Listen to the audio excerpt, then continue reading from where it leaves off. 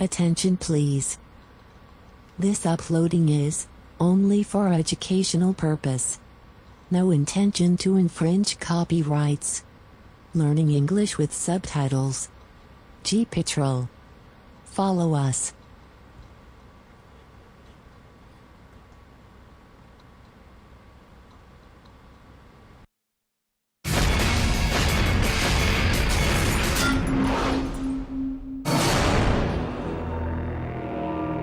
Tyler, Texas. Police and FBI surround an RV. Inside is the notorious bank robber known as Cowboy Bob. Cowboy Bob was a nickname given to this robber in the 1990s by special agents in Dallas because the robber looked like a cowboy. Head to toe was cowboy hat, cowboy coats, sunglasses, and a wig. But hiding under the 10-gallon hat is a 60-year-old woman named Peggy Jo Tallis. Pistol-packing Peggy just held up a local bank, then fled the scene in her motorhome. Cowboy Bob rides again into our town. She had no connections to Tyler that we could tell whatsoever, but she sure liked to come here to rob banks. The gun-slinging grandma refuses to surrender. With a .357 in hand, she threatens to open fire. She's refusing to come out. They are pleading with her, put the gun down, come on out, we can work this out.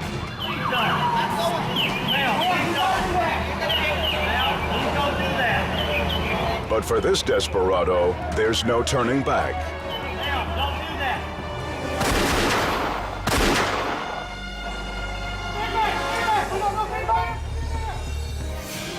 Peggy Jo aims her weapon for a final showdown.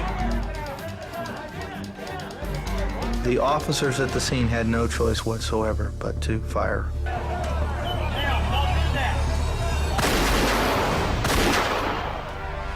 This is what is generally called suicide by cop. She made the decision for them to end her life.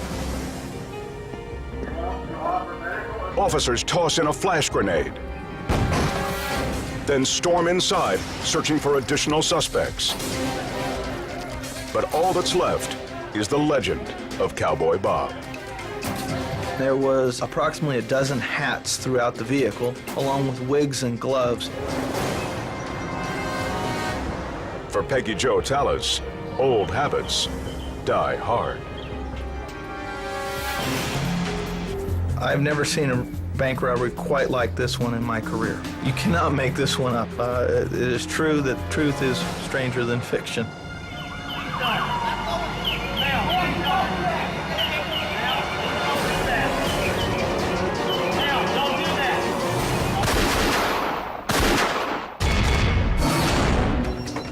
Grand Rapids, Michigan.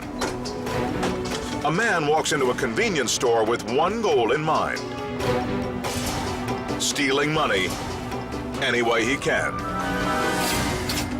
The clerks are busy behind the counter, and the only other customer is an elderly man. And with a wad of 20s sticking out of the patron's pocket, it seems like the perfect setup for an easy score. While he's distracted playing scratch-offs, the crook sidles up behind him. But when the overeager robber goes for the green, he gets a big surprise.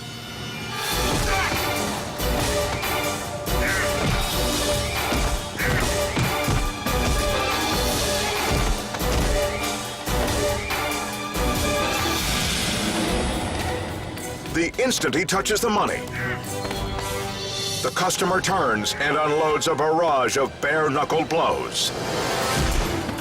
This is no feeble senior citizen. He's a triple threat. Ex-Marine, ironworker, and one-time Golden Gloves boxer, who proves he's still tough as nails. With the help of a cashier, he subdues the stunned pickpocket until police arrive. Jesse Daniel Ray pleads guilty to assault with intent to commit robbery and is sentenced to 6 months behind bars. This elderly man seemed like an easy mark until he dished out an old-school lesson in hard knocks and rough justice.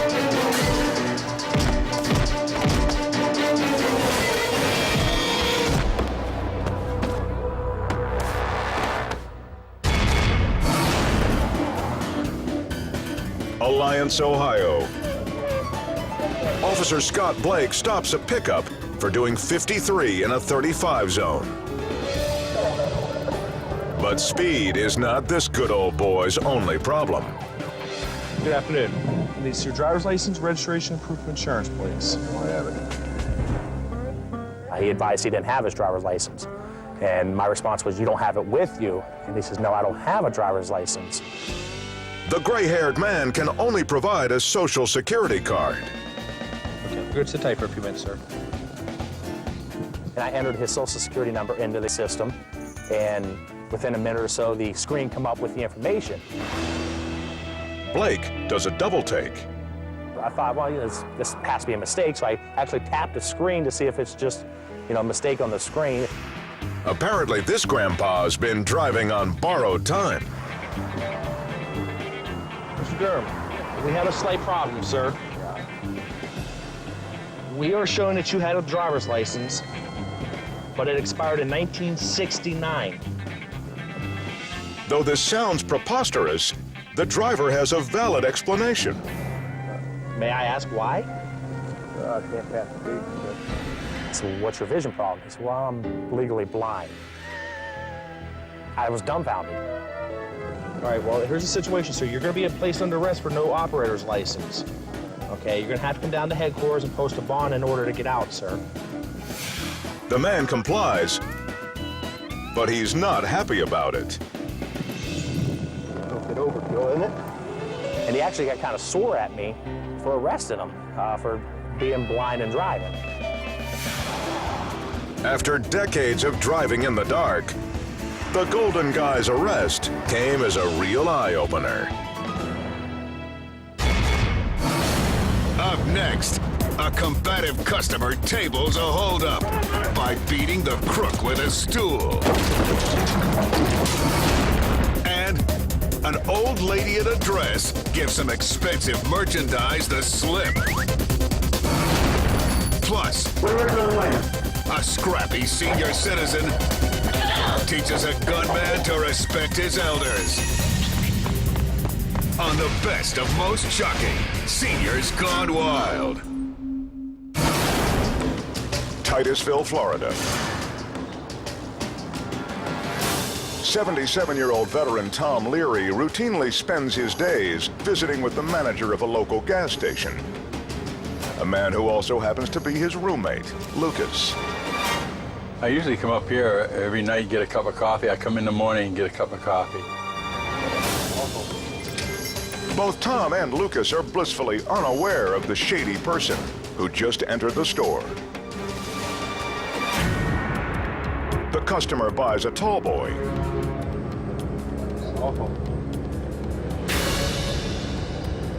When suddenly,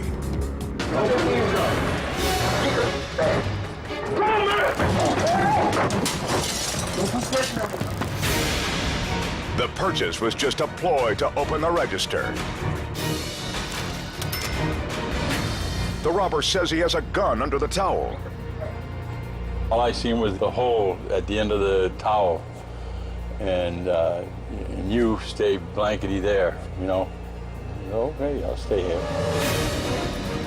But when the thief runs back behind the counter, Lucas zaps him with a stun gun. It has no effect on the brawling brute. Lucas is pushed down, but he's not out. He trips the 6'6" thug and hits the alarm. Then the crook pops right back up, only to get slammed with another surprise attack. I said, the hell with it. I grabbed the stool and whacked him with it. Actually, I hit him 3 times with it. The third time, it must have woke up something because he tagged me. First, he clocks Lucas, and then drops Tom with a wicked right cross. Yeah, he hit me right here. And I turned around and I fell down and my head hit the floor and blood all over the place. That's when Lucas goes ballistic, wrestling the robber outside. When a good Samaritan joins the fray, the burglar runs off, almost losing his shorts in the process.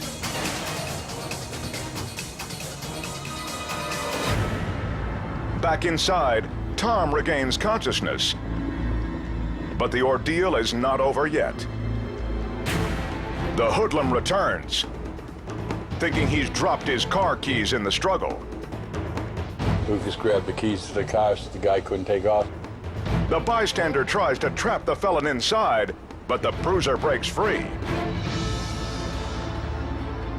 He doesn't get far before cops hunt him down. Thanks to Tom's heroic actions, the hulking marauder is now behind bars. And his roommate Lucas is back at work. I just couldn't see somebody beating on somebody. You got the money, get the hell out. It was just instinct, you know, to help another human being.